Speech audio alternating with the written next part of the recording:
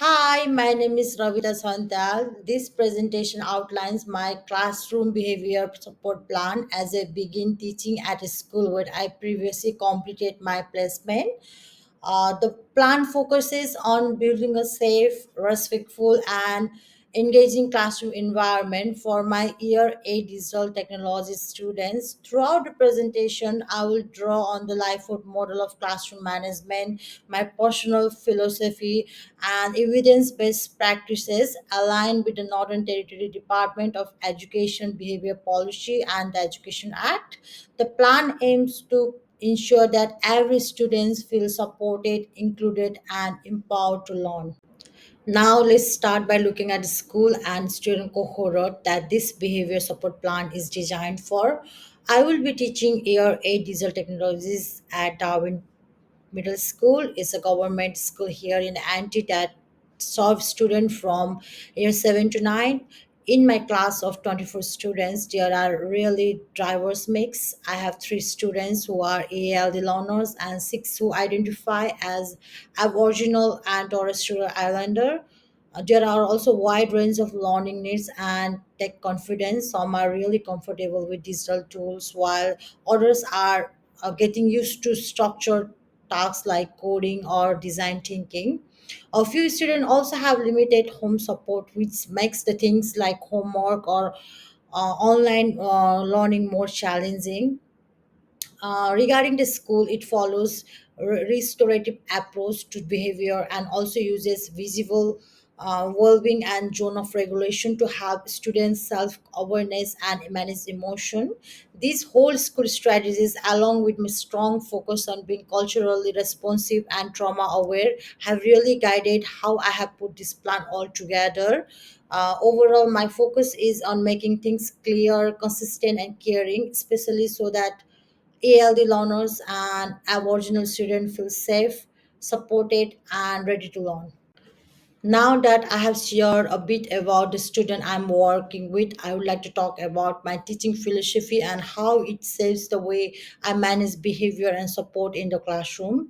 I believe the student learn the best when they feel safe, connected, and supported, not just with the content, but in the sense of identity and belongings. Learning should be structured, flexible, and give students different way to succeed. Also, I see behavior as a form of communication. When students act out, it often means something deeper is going on. Maybe they are confused, anxious, or needing connection. So instead of reacting with the punishment, I focus on clear routine, positive relationship, and empathy. All of this approach is shaped by several theories I really connect with. The first one is Roger's humanistic models, which highlight empathy and strong relationship. Another one is Vygotsky zone of proximal developments, which values peer collaboration and scaffolding among the students. And last but not the least, which one is Hammer's work on culturally responsive teaching, especially for ALD learners. Together, these ideas form the foundation of how I teach and connect with the students. In the next slide, I will show how all this fit within the Lifehood model of classroom management, which helped me to turn this belief into clear and consistent strategies. Now, let's explore how I apply my personal teaching philosophy using the Lifeboat model of classroom management, which includes 4 key domains. In the relationship domain, I build safety and belongings through co created expectation, restorative conversations, and student voice. For example, in week 1, student and I create a class poster together, which helps building ownership and clarity. This aligns with Roger's humanistic theory supporting trust and connection, especially for ALD and Aboriginal students. Similarly, in curriculum and pedagogy, I implement scaffolded engaging tasks that allows for multiple entry points based on Vygotsky zone of pro- proximal development and Hammond's work on ALD learners. This ensures all students can access learning meaningfully. My approach to classroom organization reflect my belief in structure and consistency with clear routines, visual aids, and flexible settings to reduce anxiety and support regulation. Finally, professional reflexibility allows me to critically reflect on my practice through student feedback and weekly journals so that I remain responsive to student needs. This aligns with AITSL Standard 6 and ensure my practice remain intentional and responsive. By applying these models, I turn my philosophy into a practical, inclusive framework that support positive behavior and well-being for all the students. Since I have already explained how my philosophy connects with the livelihood model, I will now move to the practical side, what this actually looks like in a classroom day by day. To create a proactive and learning environment, I have designed a set of preventive strategies that support safety, engagement, and clarity from the very start of the term. It start the moment when the student walk in the class. Each morning, I greet them at the door and display a do now slide, a simple task reminder that helps them settle calmly into a learning mode. I also use music and a timer to guide transitions, making movement between tasks more smooth and predictable. We end each lessons with a short reflection, sleep, or pack stack check routine to support calm and tidy exit. Moreover, in week one, we build the foundation together. I guide the classroom to co-create three positively worded expectations like respect all voices, try before asking for help, care for our own space. As I already mentioned, this one involving student in this kind of thing will foster your relationship, ownership, and internal motivation. Similarly, classroom organization plays a vital role. I create a strategic sitting plan that encourages peer monitoring, especially for ALD learners and indigenous students. I display a clear visual schedules and use task card and structure group roles to support collaboration among all the students. All of these routines are designed to reduce anxiety and create a predictable environments as supported by Brunzel's trauma aware work. The use of visual and linguistic scaffold is especially important for diverse learners aligning with Harmon's ALD pedagogy. Alongside structure, relationship and relevant learning also play a big role in shaping behavior. So let's look at those next. To foster a connected and inclusive classroom, I focus on both relational strategies and engaging culturally responsive curriculum. Each day begins with a simple check-in or temperature check to have student feel seen and emotionally grounded. I also hold a weekly circle time, giving students space to share experiences, express emotion, and build empathy, which is very essential for creating a psychological safety. And whenever there is conflict arise, I use restorative chat to reveal the trust and strengthen the relationship rather than using a punishment as a tool. In addition to that, my teaching is also culturally responsive. I embed indigenous perspective into digital technology stacks, for example, by exploring data ethics through a community lens, and also supporting ELD learners with bilingual glossaries, visual art, and learning activities that they value and include their home language and culture. To maintain engagement, I use real world digital challenges like ethical dilemmas in AI and scaffold group coding tasks with defined rules and visual support. These strategies reflect Vygotsky, JPD, and trauma aware pedagogy.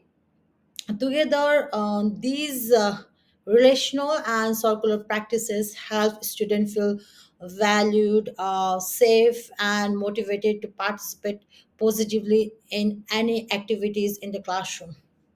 Of course, no classroom is without challenges. So, next, I will explain how I respond fairly and consistently when behavior issue arises. Uh, as I already mentioned, I use a structured but respectful response system grounded in relational and restorative practices. I begin with low key, non verbal strategies like proximity, a pause, or a subtle redirect to preserve the learning flow without drawing public attention. These are also strategies recommended by Borden for managing minor disruption in the classes. But when the behavior persists, I apply a step-based response cycle, which you can see in the slide clearly. And step one is a private verbal reminder, and after that, a choice paired with the legal consequences, a brief time in to reflect, a structured prompt card, and finally, a restorative chat guided by the Northern Territory behavior policy and asking questions like what happened and what do you need to move forward, like that. To promote positive behavior, I implement a class ticket system where students are recognized for effort, kindness, or helping peers. Also, I hold a weekly draw and collect anonymous peer nomination, promoting voice, fairness, and belongings. These strategies are not only responsive but respectful, ensuring that behavior support is inclusive, fair, and grounded in policy and theory. All of these are aligned with life for models, intervention domain, and AITSL standard.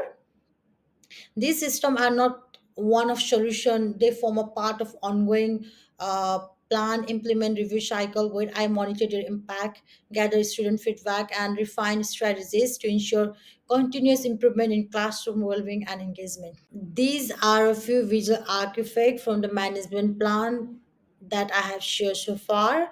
They include the co-created expectation posture, sitting plan, visual schedules, and a class ticket tracker. Each of these helps make the plan visible and predictable for students while also encouraging ownership and supporting a calm, inclusive classroom culture.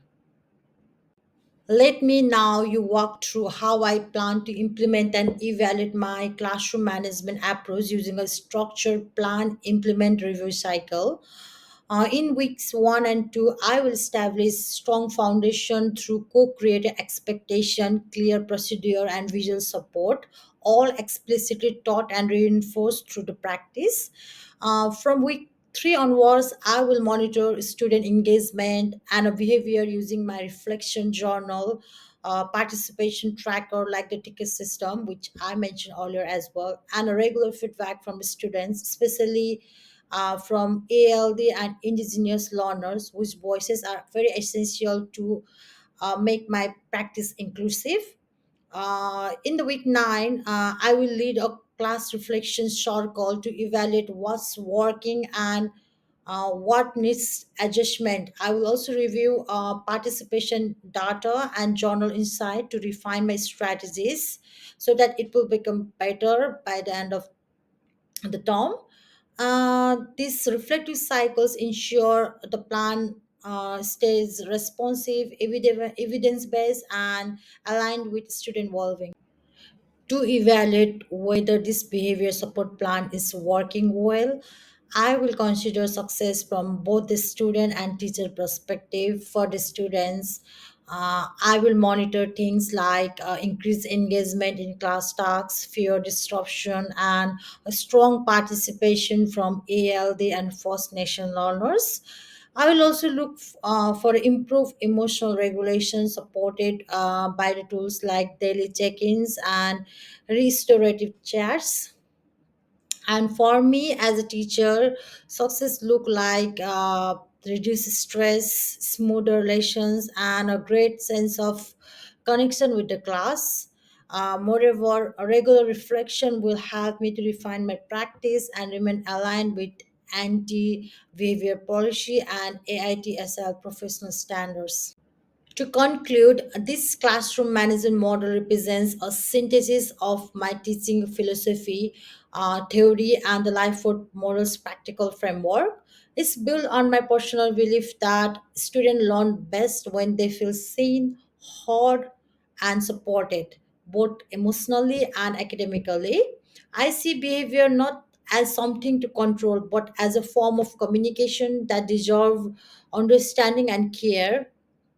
Also, this model draws on Roger's emphasis on empathy and connections, which I have explained throughout my slide. Glasser's focus on internal motivation and responsibility, and Vygotsky theory of socially mediated learning.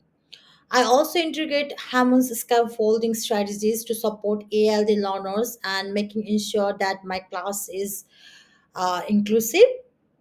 More than that, the Lifewood models give me a clear structure to apply this belief through strong relationships, culturally responsive pedagogy, consistent classroom organization, and ongoing professional reflection.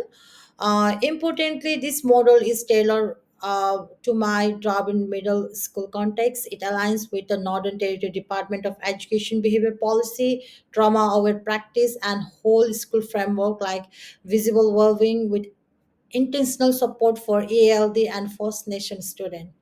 Finally, this model isn't static, it's responsive, evolving, and shaped by the need of the student itself. Here are the key references that have informed my behavior support plan. This includes classroom management theories by Rogers and curriculum and pedagogical strategies from Witkowski and Hammond, as well as the policy framework such as the Northern Territory Department of Education Behavior Policy, the Education Act 2015, and the AITSL Professional Standards. All references are included in APS 7 format and reflect both evidence based theory and current professional guidelines.